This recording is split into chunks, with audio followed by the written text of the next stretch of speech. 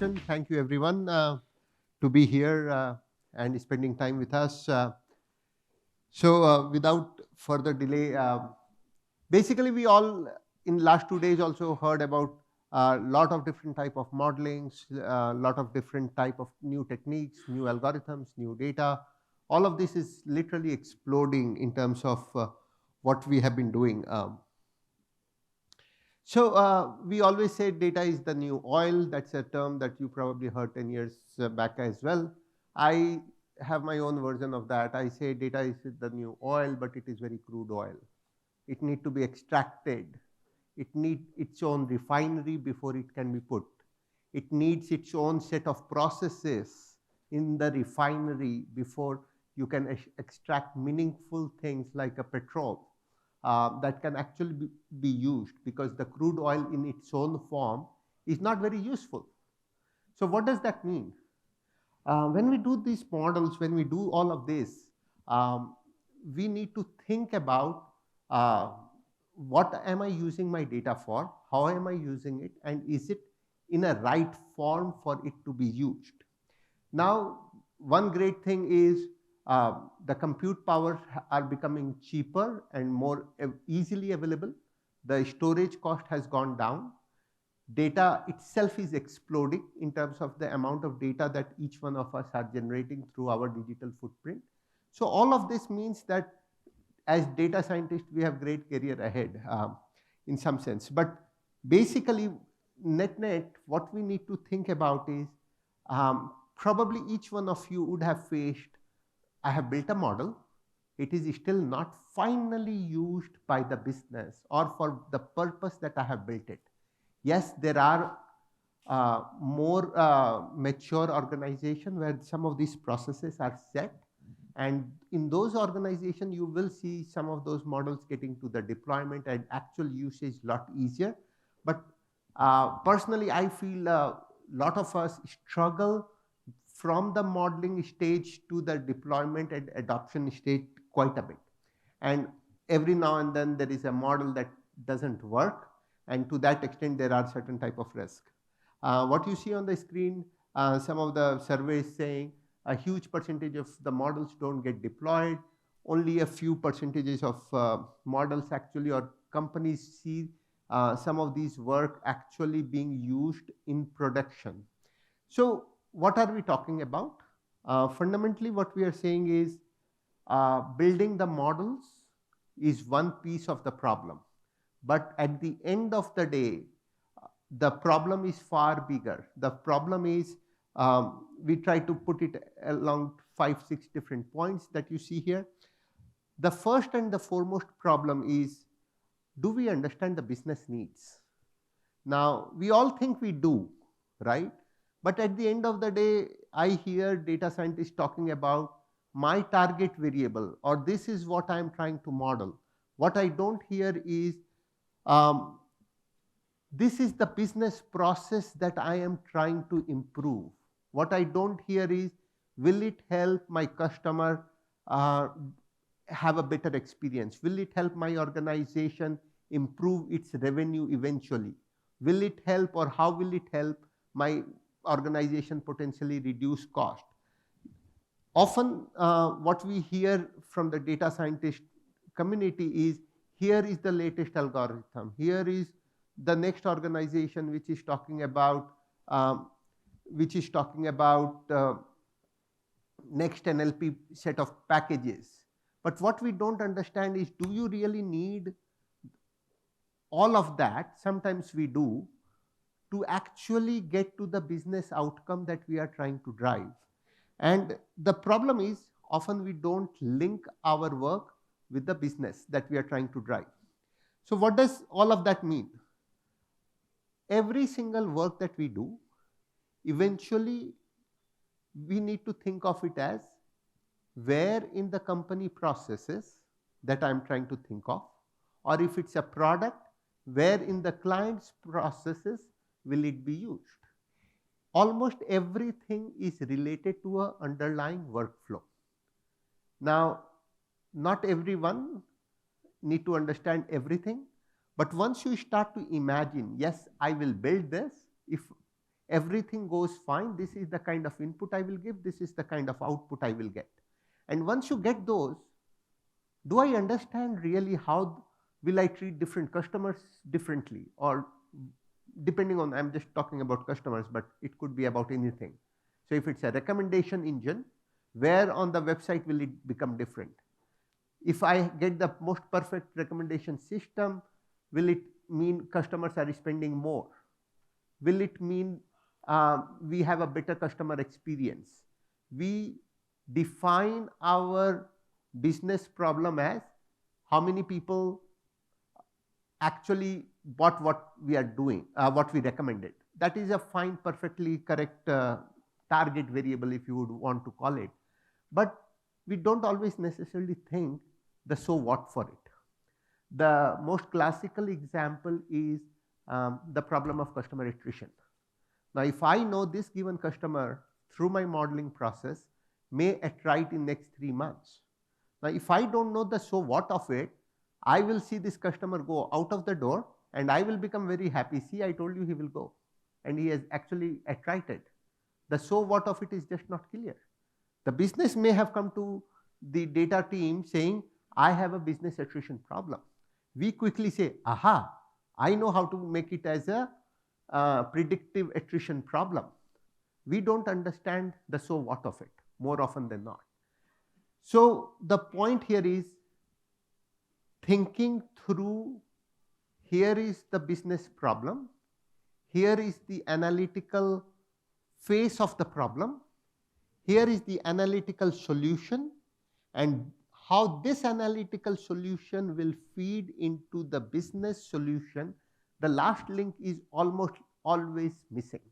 There are obviously great scientists and great business users who can create that link in a meaningful manner, but when you think about your work, think about it. Do you understand that?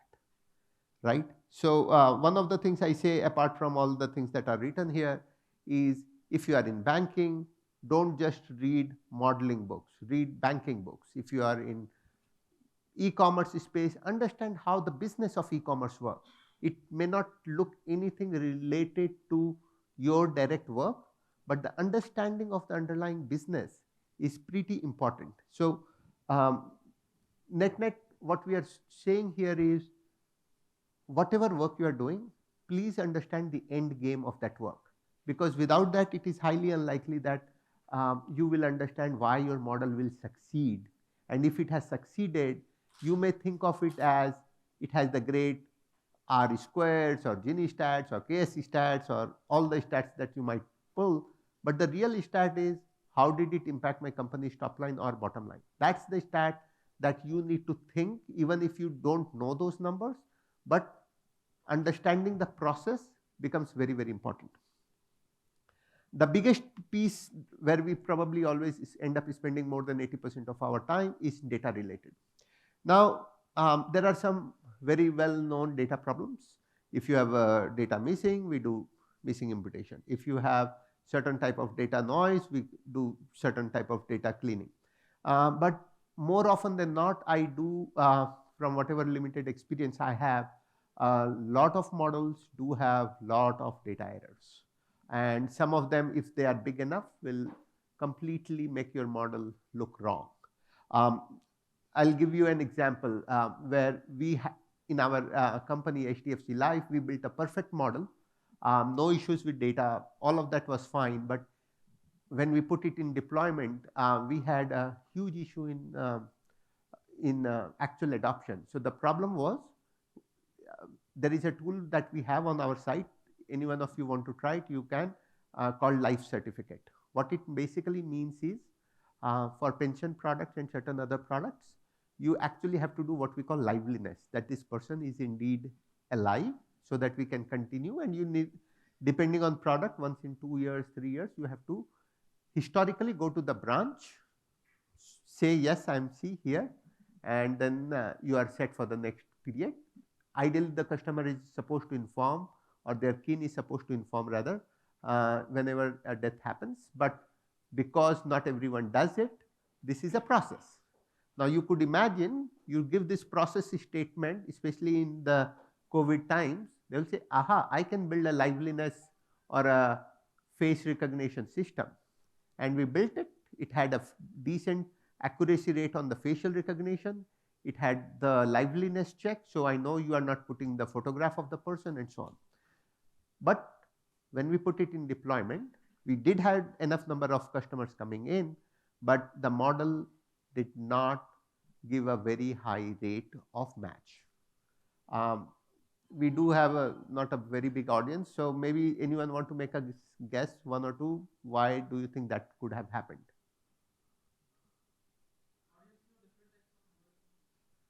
Uh, yes, but we did test on low resolution. Sorry? By definition, we knew that all of these will be older people. Pension product is for people above a certain age. So, among the people who, so one problem is adoption itself, that people will do it. But among the people who came, our model was still not working often. So, see, the problem is we are all thinking about data scientist problems.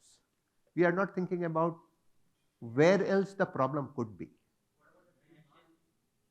So, without going into details, I'll tell you the problem. The problem was a lot of these customers had bought policies 10 years, 15 years back. The proposal forms, etc., were typically at that time faxed from maybe a office in Jaipur to our head office, where these facts were saved as PDFs, and we were trying to extract the images which had whole lot of noise. Often your photograph or who the customer's photograph also had their kids, and the background was probably their living room with TV on, which had another few faces, and so on, right? My algorithm itself was fine, but my source data on which I was going to apply.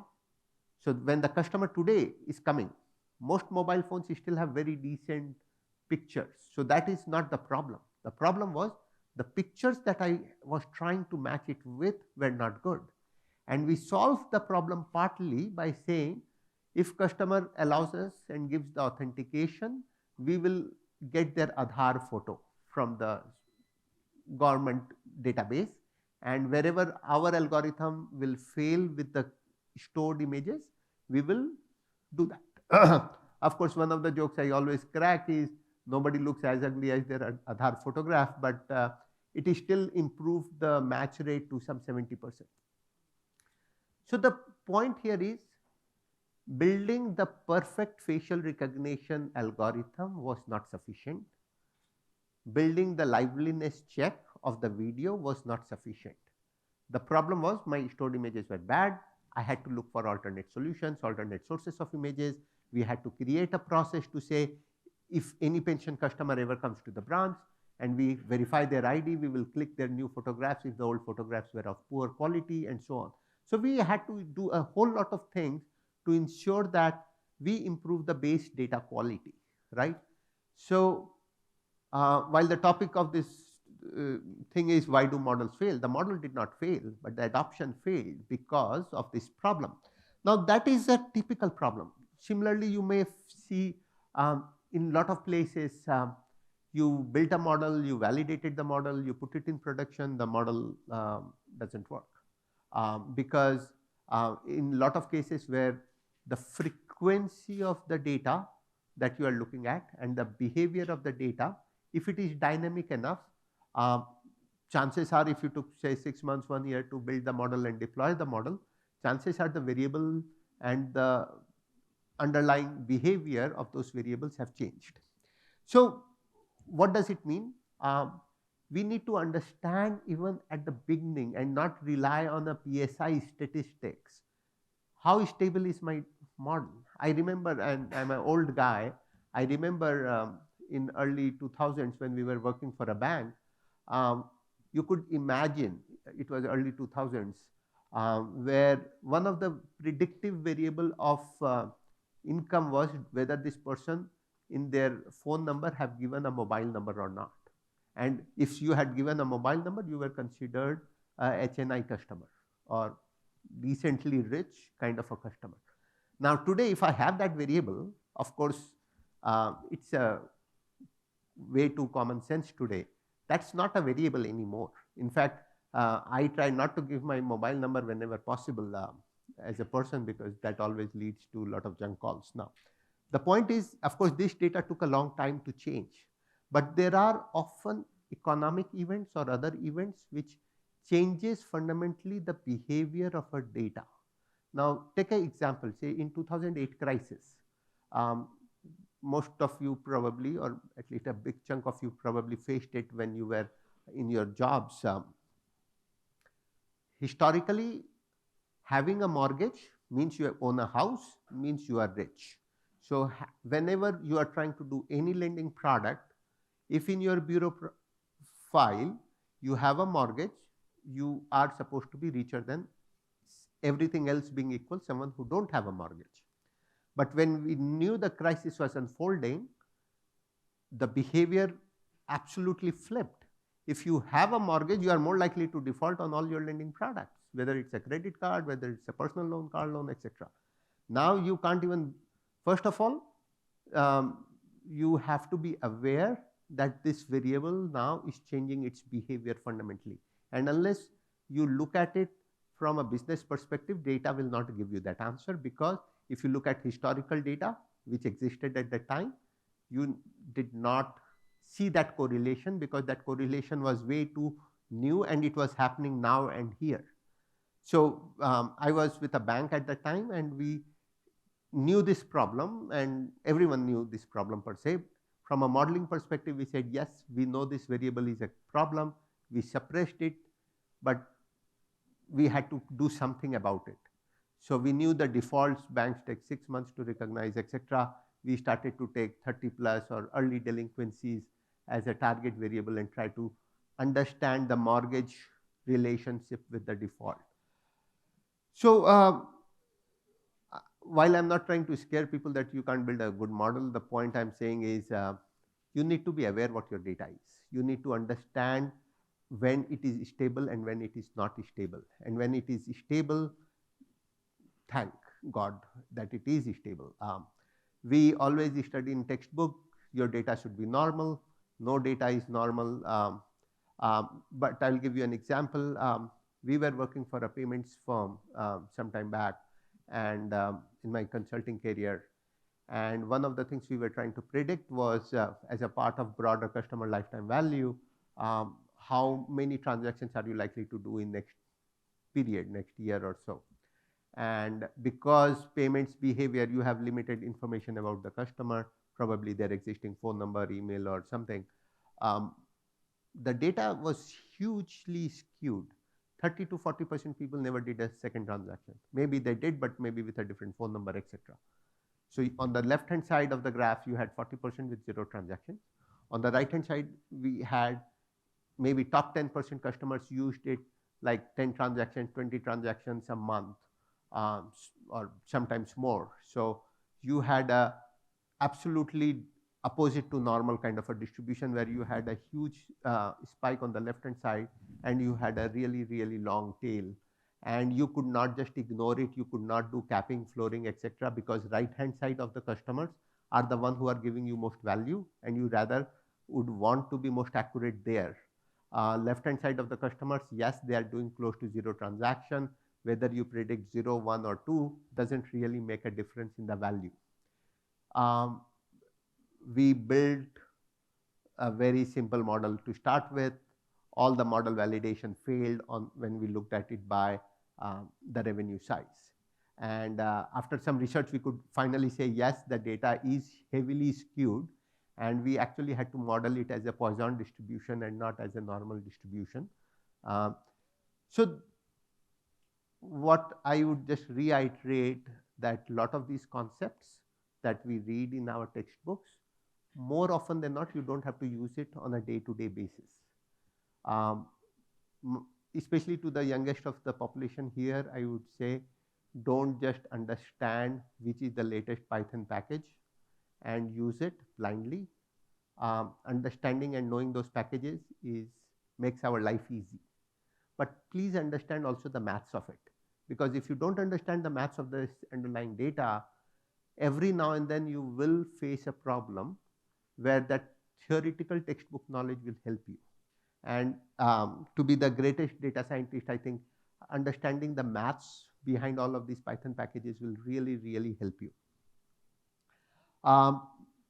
The key part that we always look at is model development. Am I using the right approach? And so on. So obviously choosing a wrong approach doesn't help you. The example I just gave you on the payment thing, where our approach technically was fine. The core problem was we assumed normal distribution, which it was not. So we said you need to look at it eventually as a Poisson distribution, solve the problem. But in a lot of different cases, the choice of the right model and right modeling approach is something important. More often than not, what I hear is the most enthusiastic guy will say, I have read the latest technique yesterday and I'm going to apply even if I don't understand it. How many of you have heard that? Right? So that is one set of population. And then there are older people like me who will say, I have always used logistic regression, no matter what the problem is, I am going to use logistic regression because in my last job I solved maybe an entirely different problem with logistic, and because that is the only thing I really know, and I don't say these words in those many words, rest of it is for myself, I tell my junior, this is the method that works. The problem is, neither of those two things really work, right? One of the things that you will realize, and we are in insurance and we see that all the time. So like before I broke my hand and had a fracture, I did biking and I had a bad fall, broke it. But I never thought I could fall. I could have this kind of an event. So we all think I am not going to make any modeling error. Others can make because it does happen, but I will not make it. One of the things we all need to be conscious about is, if you do not understand everything around what you are working on, chances are once in a while you will also do that. That lack of cognizance that this can also happen to you in a meaningful frequency is something that I would just request the most youngest guys especially to be just aware that it will happen to you also. It happens to the Einsteins of the world also, that some of their theories are proven wrong 10 years later. So it will happen to you also, right? And for the older ones like myself, I would say be adaptive to the newest techniques. The newest techniques exist because someone have figured out that it works better than the older one. So having that balance is very, very important.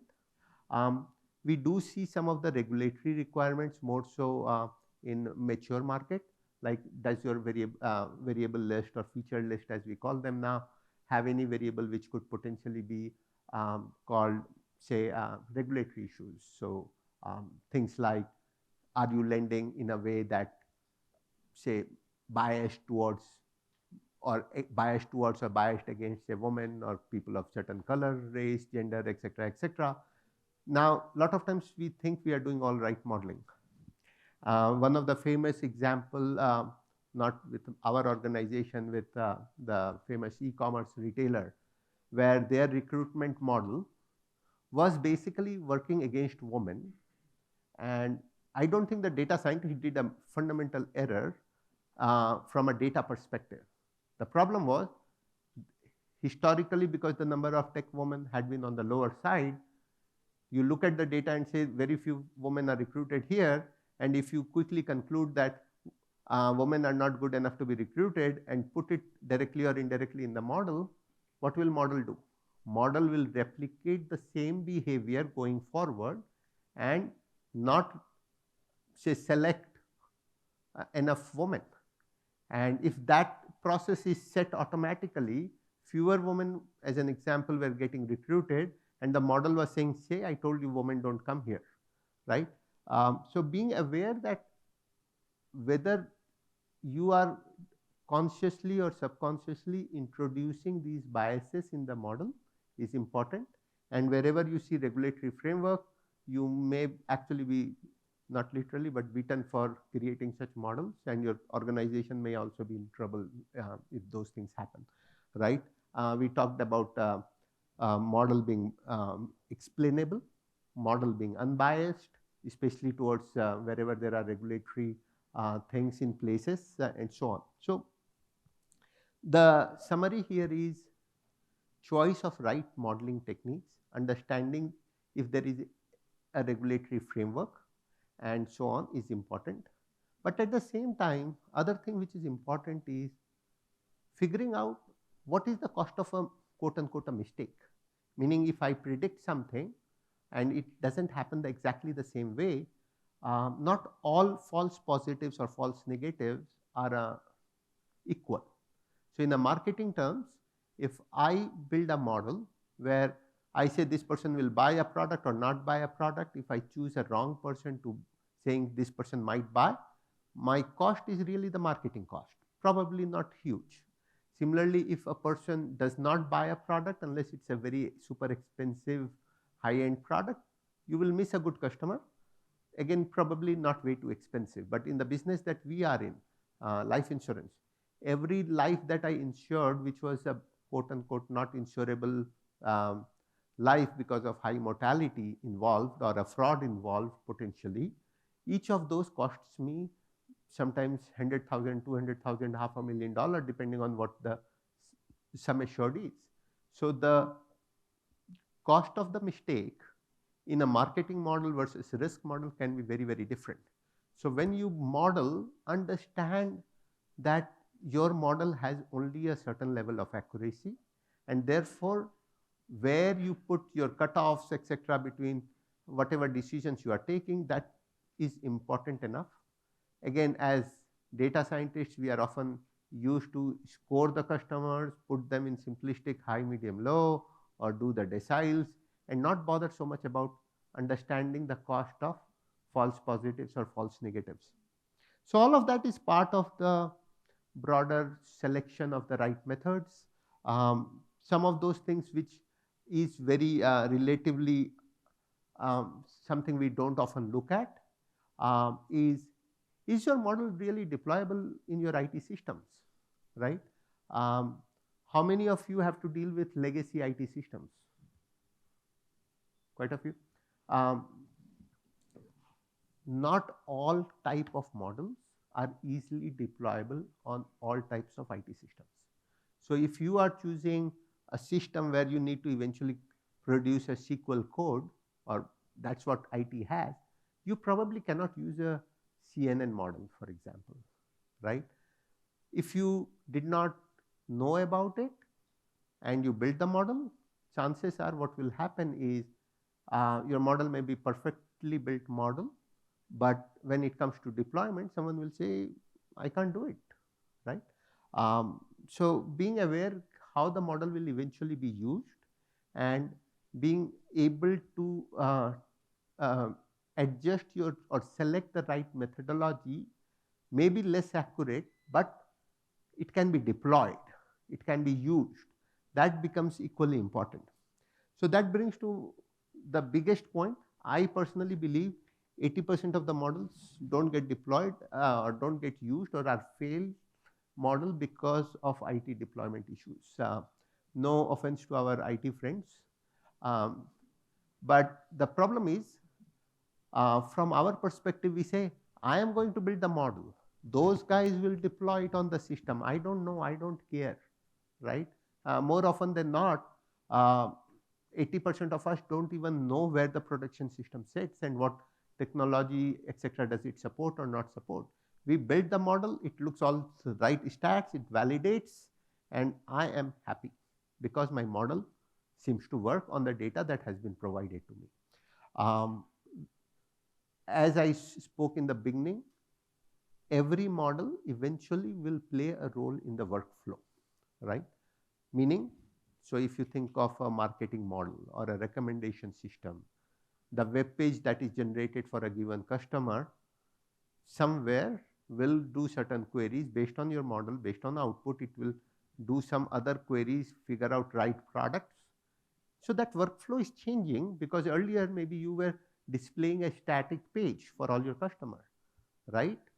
Now, rather than a static page, you will run a few queries based on the model output, which will eventually give you slightly different XMLs for different customers. So from an IT perspective, it is not just scoring the customer preference anymore, but how they generate that web page, that entire process needs to be changed, right?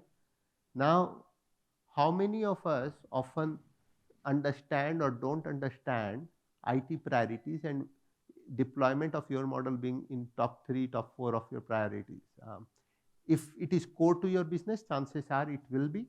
But if it is not necessarily the most core part of your business, highly likely that there will be so-called IT delays from your model build time to actually even trying to put it on deployment, right? So that's a big one. One, priorities are not same. Second, we often don't think about the workflow associated with a model.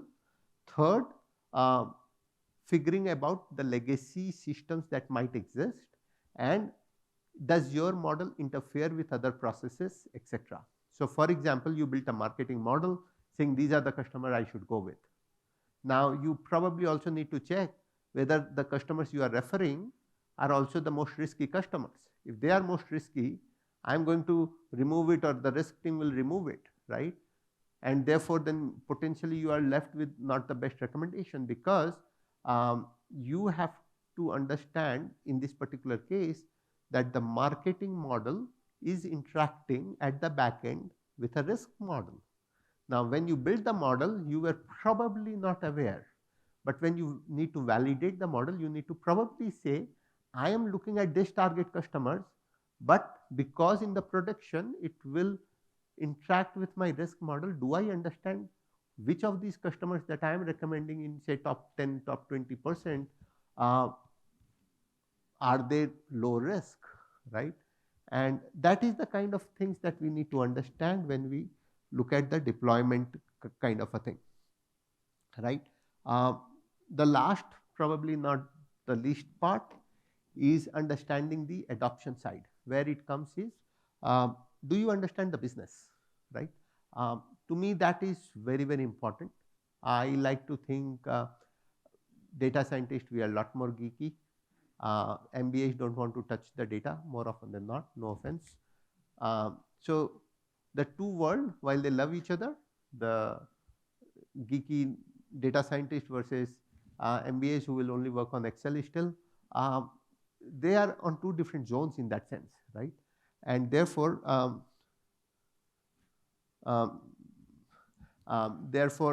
what is basically happening is, we often do not appreciate the usage of the model. I'll give the same old example, be it customer attrition, employee attrition. I predicted which customer will attrit potentially, but often we don't understand what will I do when I understand, when I say here is a high attrition customer or high attrition employee. We try to build something similar for our own company, and our HR says, Bala, but we, for certain level of employees, often do not even get time to have a retention talk, because these certain type of people, where we had the highest attrition, often would basically the day after salary just not show up. So I don't have an opportunity, right? And because I need to also manage my cost, I can't per se give, based on your model score, a hike to everyone you think is risky. So the question was, how am I going to use this model in first place? Yes, my model is successful from a modeling perspective itself. When I say this guy will attrite or this customer will attrite and this attrited, I patted my back, but model is still does not have its own adoption from the business, because we don't know the so what of that part. Another example I will give is, we actually tried some sort of a customer attrition model. We built decent, we validated, and we called certain set of customers, hey, not in these exact words, but you might be attriting, please don't attrite. They say, I have an insurance policy and I don't have to make premium and I can attrite really? We are like, yeah, but we don't want you to attrite. And that is the conversation we were having. And suddenly we realized that the test group suddenly had actually higher attrition than rest of the population, right? So where was the problem? Model was predicting. It was actually doing fabulous. Every customer who we thought were risky, we called them and they attracted a lot of them, and perfect model. And in 2 weeks, business stopped it. They said, you are causing the attrition, right? So these are real problems. These are not stories. And for example, in this case, we said, yes, we understood this problem, that calling and making customer well too aware that you could actually attrite. So saying, think of a normal case if you don't want to think insurance. If you receive from, say, your cell phone provider, my provider is Vodafone, and say Vodafone calls and says, hey Bala, we don't want you to go to Jio, even though there is a number portability option available to me. I will say, there is an option I never knew, right? So anyway, cutting the story short, we solved this problem, or rather still trying to solve it, by saying it's not just a data analytics problem, it's a behavioral economics problem. So we are trying to test out different kind of messages that we should give to high attrition propensity customers, right? And we are trying to test very, very small and trying to figure out what is the right message that need to be communicated to the customer for potential aversion of attrition, right?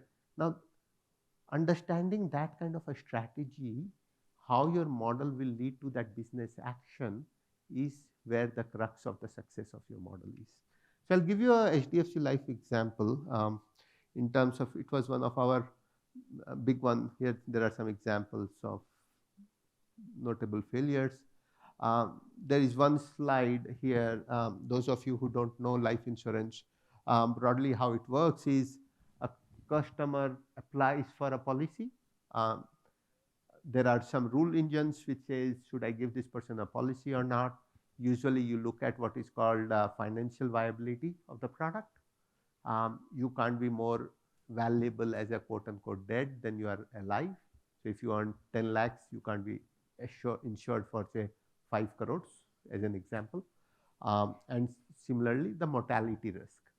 So as a core life insurance, you say if someone is very close or very high probability of death because they have, let's say, a terminal cancer or very bad BMI, etc., either you price it right or you decline that policy saying your health is bad. So you have those kind of rule engines. Typical rule engine give you an output, which what we call as STP, straight through processing, meaning all is well or all is wrong, and we know the answer. And in some cases we say further requirements, meaning I need more information. And in some cases we say the engine is not able to make a decision and it refers for manual underwriting. And you could imagine in the last two cases where it says further requirement and manual underwriting, once this is manual process, requires a lot of manual work, right? Now, you could imagine what we, if you give this problem to us, what we will say. I can build a decision engine which increases the so-called STP, right? That is the problem statement here. So we built something. It had several components. It had short-term risk, which typically relates to fraud, long-term risk, which typically relates to mortality, and so on, right? And it still gave the same kind of output. When we ran it in the test system, it suggested the STP rate will increase. It will identify more number of risky policies whom we should be declining, because those were the population where we were getting maximum number of claims. And the underwriting capacity, so the manual work, we were saying we should be able to reduce it enough that has a cost benefit of it.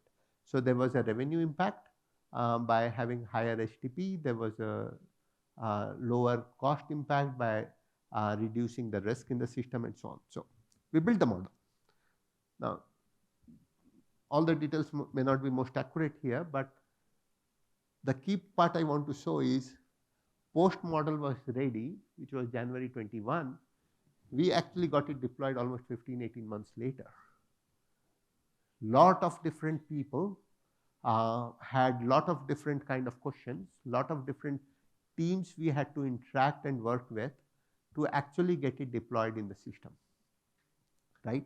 The biggest one was, so here is the example. Here are the set of people I had to talk to. Like most life insurance companies, big chunk of our portfolio is reinsured with reinsurance companies, which means if I remove one decisioning system and replace it with my own, reinsurers need to approve it.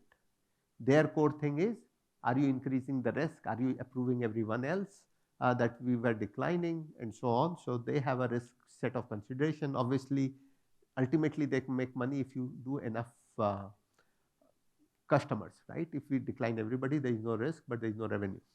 So mostly risk.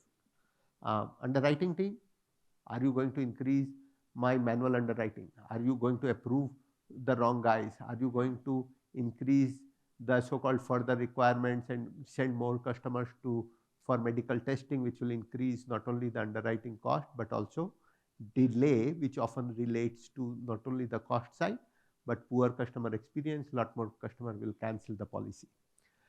Actuary teams, are some of the actuarial assumptions still valid when you do something like this, right? Sales, all they care about is the top line number. Are you going to decline more people, right? Is my process still going to be same? Prove it to me, right? And the biggest one was IT, getting it right in the prioritization and saying, please implement it. Changing the workflow. You could imagine, while I showed a simplistic picture, the workflow in the life insurance is decently complicated. Inserting a new model in the workflow and ensuring that if it goes for manual underwriting, all the output goes to the underwriter in a easy to understand kind of a thing was difficult. The point here is, when I built the model, I did not have this understanding that I will have to talk to these 5, 6 different type of people, apart from say top management, who have to approve that yes, this is the right thing for us. That's a challenge. It took us a lot of time. We now understand how to overcome this challenge. So the next work that we are trying to do, we are trying to get reinsurer right up in terms of saying, hey, we want to build this. Would you want to participate? Would you want a more regular update? Because I want that the day that my model is ready, I would want you to approve it sooner than later, because you are critical part of my business and I want you to be aware. So we are trying to inform them now, right up front, when we are building the next product here. Underwriting anyway is core, and so on. And same thing in IT. We are trying to tell them, hey, you will get this set of work going forward, and put it in the right prioritization process. So the lesson here for me and our team was, when we built, we looked at it as an analytical challenge. There were other challenges also. We realized a lot of our data was not digitized properly. The example I gave, the older proposal forms were coming in the form of PDFs which needed to be digitized. We had OCR. The worst ones of them had to have done manually digitized, and so on. So we did a lot of that. But point is, a problem like this is often seen as a data science problem. But there are a lot of other things. And if you don't get that right, chances are your model will not get deployed. Right? So I think that's the core of what I have here. So we will open for questions.